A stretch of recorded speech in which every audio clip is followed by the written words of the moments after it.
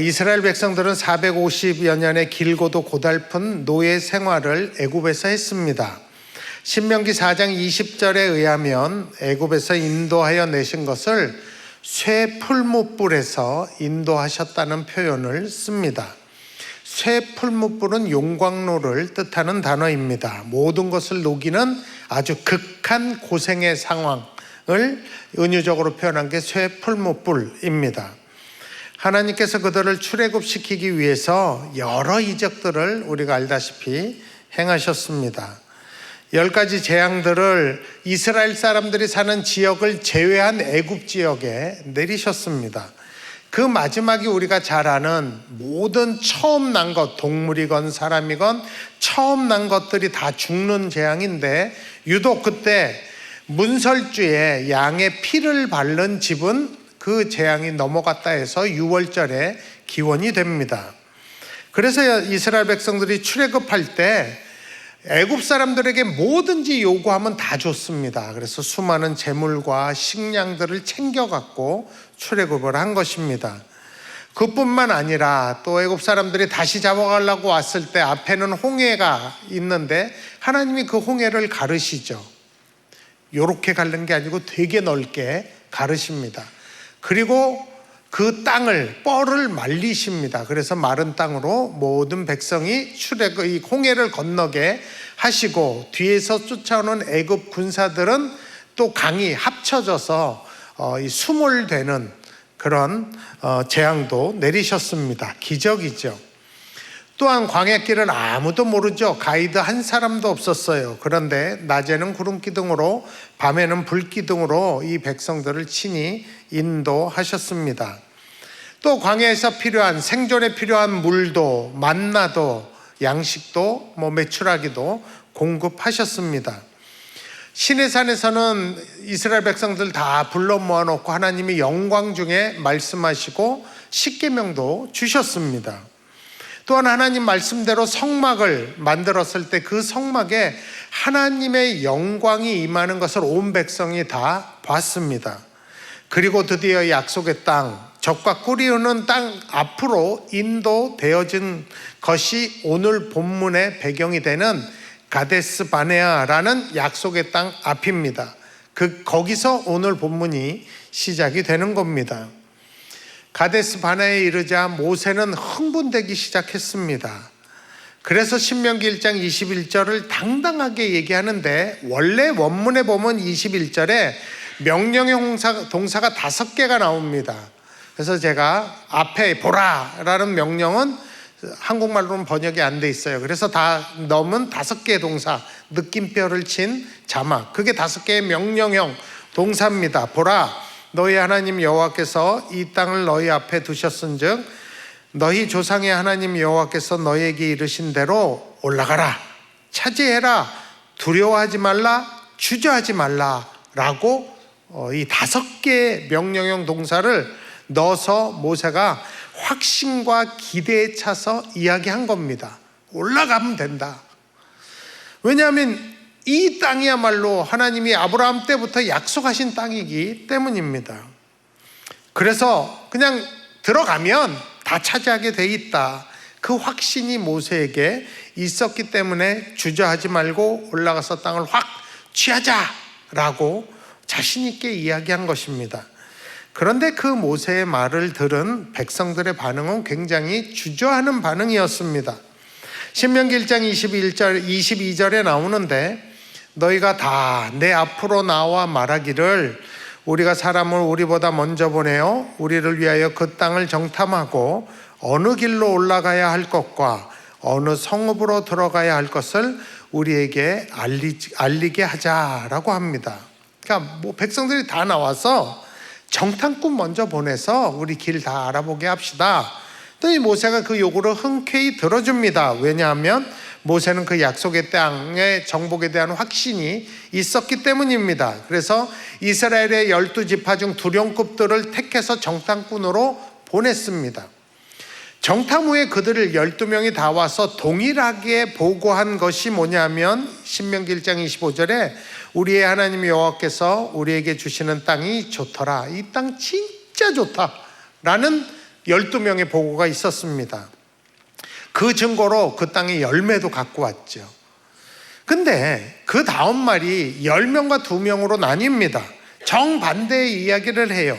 여호수아와 갈렙은 그 땅을 보고 모세랑 같이 흥분해갖고 지금이라도 올라가면 된다, 이게 하나님이 우리에게 주신 땅이다 라고 얘기를 했고, 나머지 10명은 그런데 우리가 정복하기에는 장애물이 있다 라고 이야기하면서 28절에 보면 그 백성은 우리보다 장대하며 그 성읍들은 크고 성곽은 하늘에 닿았으며 우리가 또 거기서 아낙 자손을 보았노라 라고 말합니다.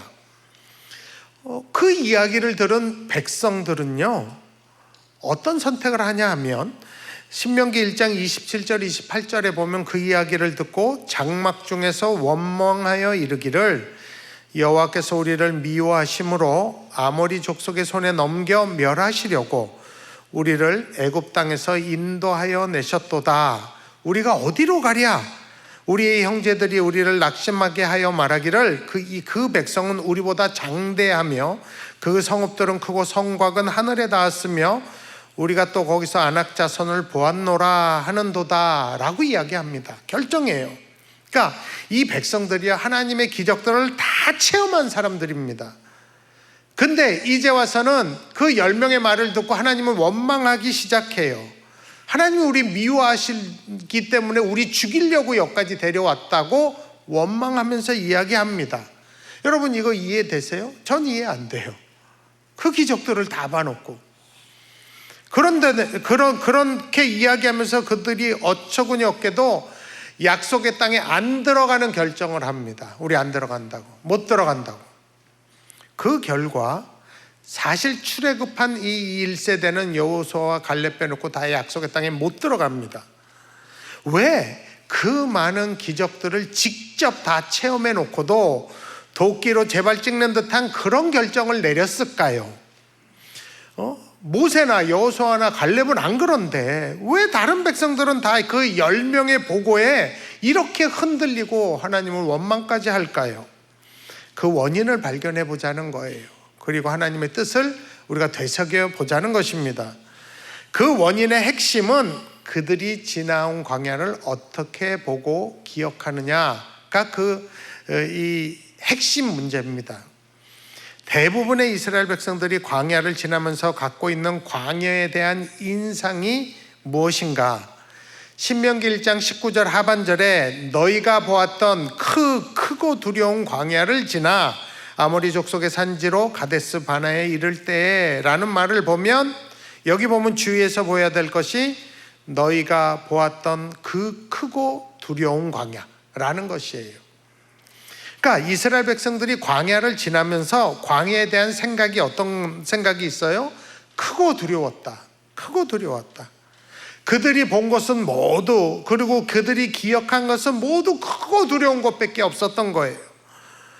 광야를 지나면서 그런 것보다 더 크신 하나님을 보고 그 하나님을 기억한 것이 아니라 다른 것을 기억한 거예요. 매일 만나 먹은 거는 생각지도 않고 한두 번 잠시 배고팠던 것만 기억에 남는 거예요. 매번 고기도 먹고 메추라기도 먹었는데 소고기 안 먹었다고. 그거가 그냥 원망이 쌓인 거죠. 그러니까 그들의 기억 속에는 이 광야라는 것이 너무 크고 두려웠던 거예요. 우리 고생 엄청 했어. 우리 거의 죽을 뻔했어. 막 이런 기억만 남아 있었던 것입니다. 그러니까 그런 생각 속에서 약속의 땅에 큰 성읍이 있고 아낙 자손이 있다는 말에 역시 지레 겁먹고 크고 두렵게만 보아서 안 들어가기로 결정한 것입니다. 근데 여러분, 모든 사람이 그렇게 광야를 볼 수밖에 없었을까요? 아니에요. 모세가 기억하는 똑같은 시간에 경험한 광야는 달라요. 똑같은 광야를 지났는데 모세는 그 광야에 대한 생각이 크고 두려웠던 게 아니에요. 오늘 보면 신명기 1장 30절 31절 거기 보면 너희보다 먼저 가시는 너희 하나님 여호와께서 애굽에서 너희를 위하여 너희 목전에서 모든 일을 행하신 것 같이 이제도 너희를 위하여 싸우실 것이며 광야에서도 너희가 당하였거니와 사람이 자기의 아들을 안는 것 같이 너희의 하나님 여호와께서 너희가 걸어온 길에서 너희를 안으사 이곳까지 이르게 하셨느니라. 이건 모세가 생각하는 광야예요. 31절 앞에 보면 항상 우리보다 먼저 가시는 하나님 여호와를 경험한 것이 광야라고 모세는 생각해요. 구체적으로 33절에 보면 그는 너희보다 먼저 그 길을 가시며 장막 칠 곳을 찾으시고 밤에는 불로 낮에는 구름으로 너희가 갈 길을 지시하신 자이시니라 라고 얘기해요. 그러니까 모세의 생각에는 하나님이 항상 우리보다 앞서 가셨다는 거예요. 그리고 그 하나님이 이 백성들이 이 장막 칠 곳을 미리 다 답사하고 찾으셨다는 거예요. 그러니까 가다가 힘들어? 아유 그러면 여기서 쉬어, 텐트 쳐, 그냥 쉬어, 이게 아니라는 거예요. 야, 내가 사랑하는 백성이 어디서 쉬어야 좀 잘 쉴 수 있을지 미리 가보시고 그 장소를 찾으시고 낮에는 구름으로 밤에는 불로 친히 그곳까지 인도하시는 하나님이시라는 것입니다. 모세가 생각하는 광야는 그런 곳이에요. 그렇기 때문에 모세는 광야의 길 몰라도 절대로 당황하거나 겁내지 않습니다. 여러분, 우리가 여기서 모세에게 배울 게 있어요.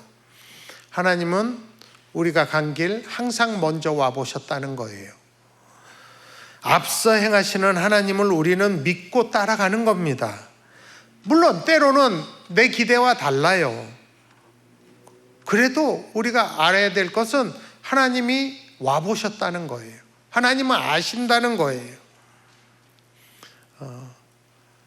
그러므로 우리는 언제나 어디서나 좀 황당스러울 경우라도 하나님 미리 와보셨다는 걸 믿기 때문에 하나님께 물을 수 있어요. 하나님 뜻이 무엇인지.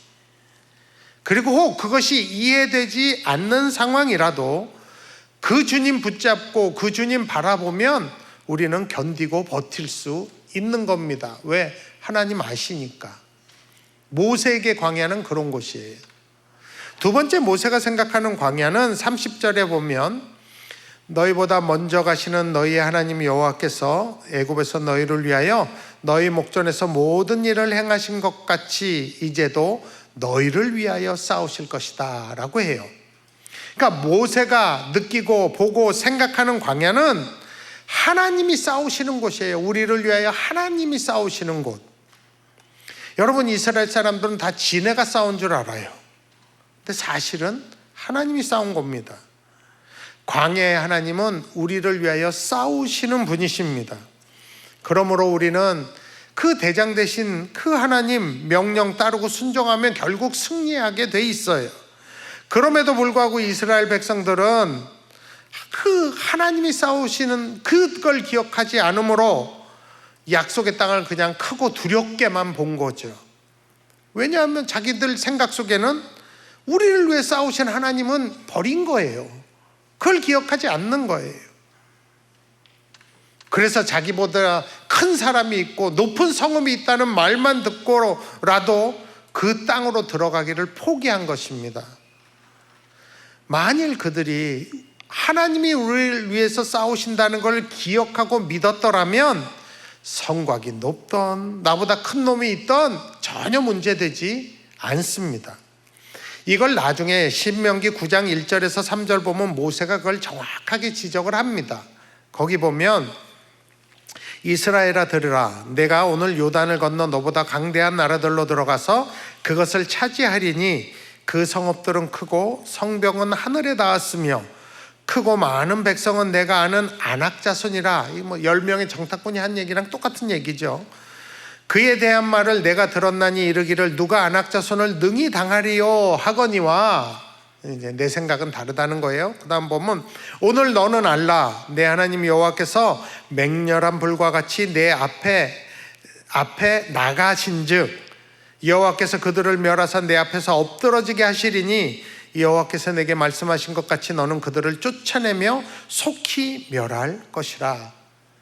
여러분, 모세 생각은요, 하나님이 우리를 위해 싸우시기 때문에 너희가 그 땅에 들어가기만 하면 하나님이 맹렬한 불과 같이 너희 앞에 쭉 앞서 나가시면서 싸우셔서 그들은 쫓아내고 속히 멸하게 될 것이라고 말합니다. 여러분, 하나님의 불이 지나가는데 어느 인간이 그걸 버틸 수 있겠어요? 여러분, 실제로 광야에서 이스라엘은 하나님이 싸우신 경험을 여러 번 했습니다. 여러분, 이스라엘 백성은요 400년 이상 싸우는 법을 배우지도 못한 노예예요. 누가 노예들에게 싸우는 걸 가르쳐요? 그런데 그들과 소위 싸움을 한 이방 족속들은 어떻게 싸우는지를 알아요. 싸우는 법도 배우고 싸우는 것을 훈련한 사람들이에요. 군인들이에요. 그런 싸움을 알고 훈련한 사람들과 오합지졸 같은 이스라엘이 어떻게 싸움이 되겠어요? 여러분, 아멜렉과의 전쟁에서 모세가 손을 들면 이겼어요.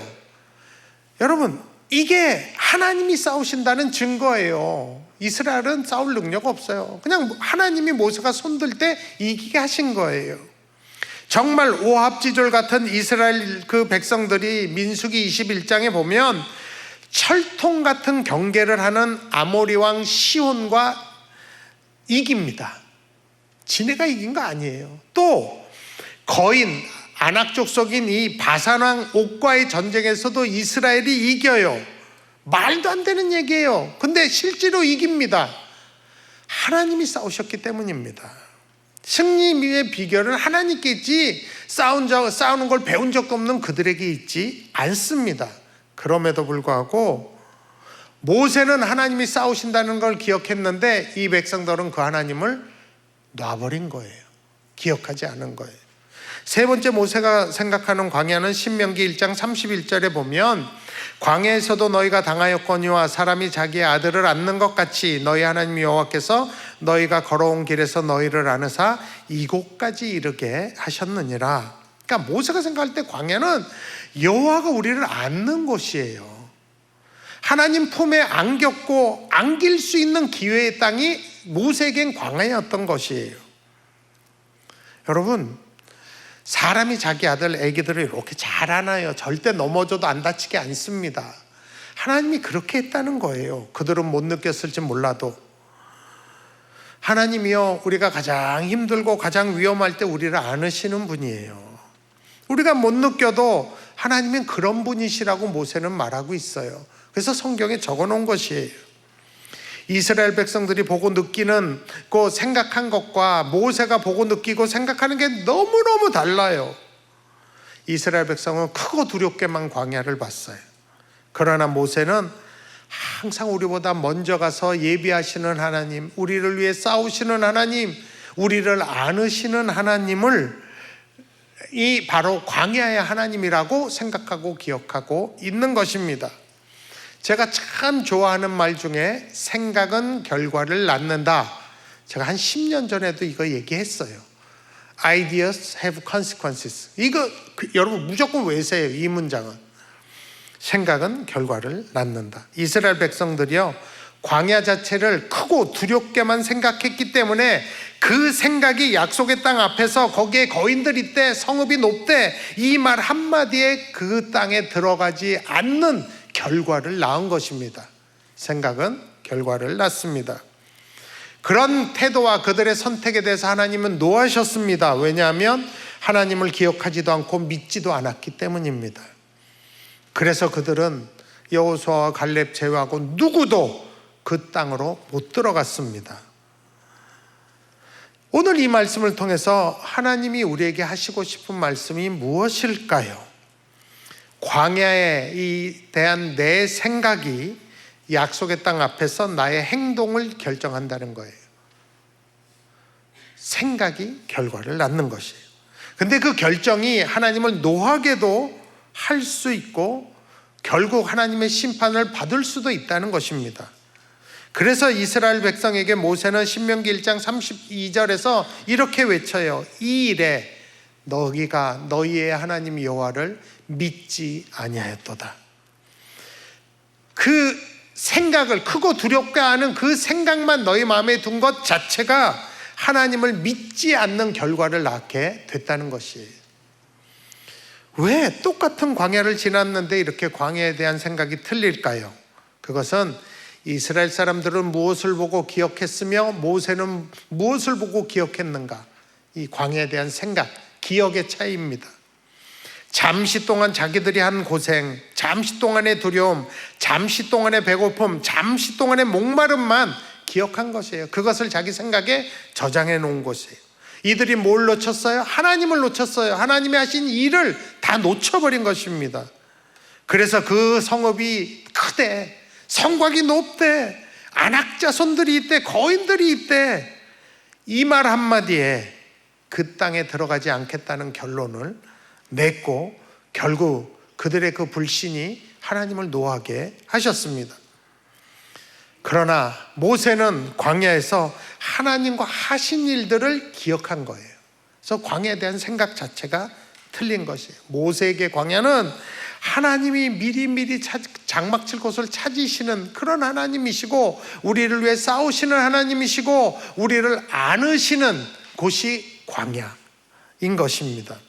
그렇기 때문에 모세에게는 아무리 큰 성곽과 아무리 큰 성읍과 아무리 큰 안악자손들이 있어도 더 크신 하나님을 볼 수 있었던 것입니다. 그분의 말씀과의 언약을 믿을 수 있었던 것입니다. 여러분, 인생을 우리가 광야에 비유 많이 해요. 한 치 앞도 모르고 어디 위험이 있는지 모르고 쓸쓸하고 외롭고, 그래서 우리 인생을 광야 같다 그래요. 이 광야 같은 인생을 살면서 우리가 무엇을 보고 무엇을 기억하는 건 굉장히 중요합니다. 거기서 우리의 신앙 고백이 나오기 때문입니다. 그리고 그 생각이 결과를 낳기 때문입니다. 오늘이 올해의 마지막 주일입니다. 올 한 해 여러분들에게 이런 일 저런 일이 있으셨을 줄 압니다. 너무 슬프고 고통스러운 일도 있었을 거고, 반대 기쁜 일도 있었겠죠. 기억하고 싶지 않은 순간들도 있었겠죠. 영원히 기억하고 싶은 순간도 물론 있었겠죠. 다신 진짜 생각지도 않는 일 때문에 당혹스러운 점도 있었을 거고, 그렇지 않은 것도 있었을 거예요. 근데 여러분, 무엇을 기억하고 무엇을 생각하는지 중요합니다. 우리에게 진짜 중요한 것은 언제 어디서든 늘 하나님을 보고 하나님을 기억하는 일입니다. 다시 강조합니다. 생각이 결과를 낳습니다. 여러분, 이번 한 주, 올 한 해 동안 여러분을 불안하게 만들고 화나게 만들고 짜증나게 만들었던 시간들이 있겠죠. 그러면 여러분, 그 기억을 여러분 안에 담아두면 안 돼요. 하나님과 함께 그 기억 속으로 들어가셔야 합니다. 정말 성령님, 제게 이렇게 아픈 기억과 아픈 추억들이 있고 아픈 상처들이 있습니다. 성령님, 그때 하나님은 어디 계셨는지 정말 하나님 내가 알고 싶습니다 하고 찬양하며 기도하며 골방으로 들어가세요. 그러면 분명히 하나님이 나 거기 있었다고, 너랑 함께 있었다고, 너 안고 있어서 그나마 그 정도라고 말씀하실 겁니다. 그리고 그런 깨달음이 가슴으로 은혜로 느껴진다면 반드시 이걸 누군가에게 얘기를 해야 돼요. 내가 이런 어려움 당한 거 알지? 하나님도 아신대. 하나님이 나를 아시는데 나는 그 하나님께 나의 믿음을 둘 거야. 꼭 한 사람 이상에게 이야기하셔야 합니다. 고백하셔야 돼요. 그러면 그 두렵고 큰 그 기억들보다 더 크신 하나님이 우리 안에 계시게 되는 것입니다. 그러면 그 생각에서 결과가 나오겠죠. 잘 안 됐으면 또 기도하고 하면 되는 거죠. 왜? 하나님 함께 계시니까. 그렇게 한 해를 송구영신 예배 때까지 정리하는 저와 여러분들이 됐으면 좋겠습니다. 정말 여러분들의 생각이 그런 믿음의 생각들로 남았으면 좋겠어요. 그래서 나중에 고생스러운 얘기를 해도 그때 하나님 계셨다는 간증이 여러분들에게 꼭 있었으면 좋겠습니다. 그게 하나님 나라를 사는 것이. 우리 이 시간에 찬송하면서 먼저 봉헌할 텐데, 봉헌하실 때 주님, 주의 생각으로 가득 채워달라고, 그리고 계속 찬양하시면서 여러분 하나님과 함께 그 생각 속으로 들어가세요. 거기 하나님 계셨어요. 여러분 안으셨어요. 그 하나님을 높이며 계속 찬양하시겠습니다. 먼저 봉헌하시겠습니다. 하나님 한 번도 나를 하나님만 번도 나를 실망시킨 적 없으시고 언제나 공평과 은혜로 나를 지키셨네. 다시 한 번 더 하나님 한 번도 하나님 한 번도 나를 실망시킨 적 없으시고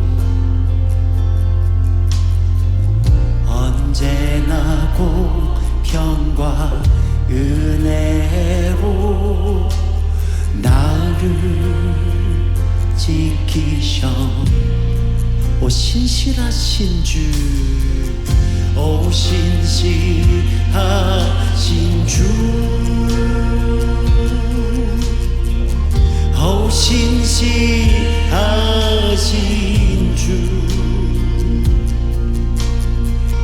내 너를 떠나지도 않으리라. 내 너를 버리지도 않으리라. 약속하셨던 주님, 그 약속을 지키사 이후로도 영원토록 나를 지키시리라 확신하네. 지나온 모든 세월들, 지나온 모든 세월들 돌아보아 그 어느 것 하나 주의 손길 안 미친 것 전혀 없네. 아멘. 우리 다 함께 오 신실하신 주, 오 신실하신 주, 오 신실하신 주,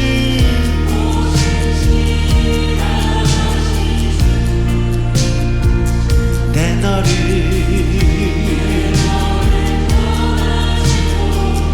하늘이라. 내 너를 버리지도 않으리라.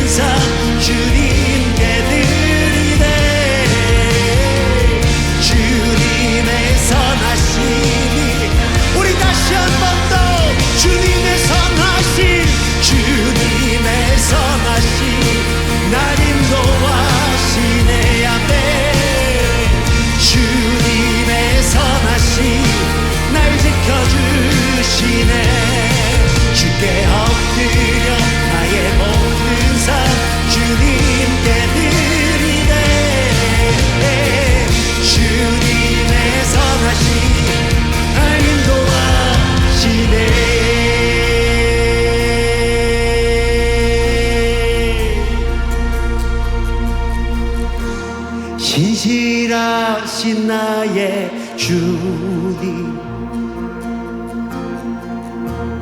나의 삶을 인도하셨네.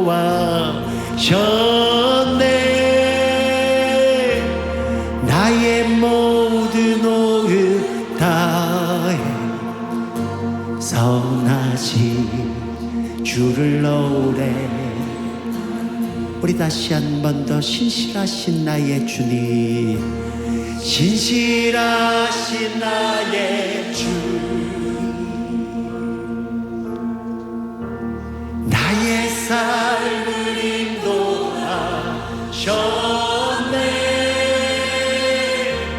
나의 모든 오름 다해 선하신 주를 노래하리.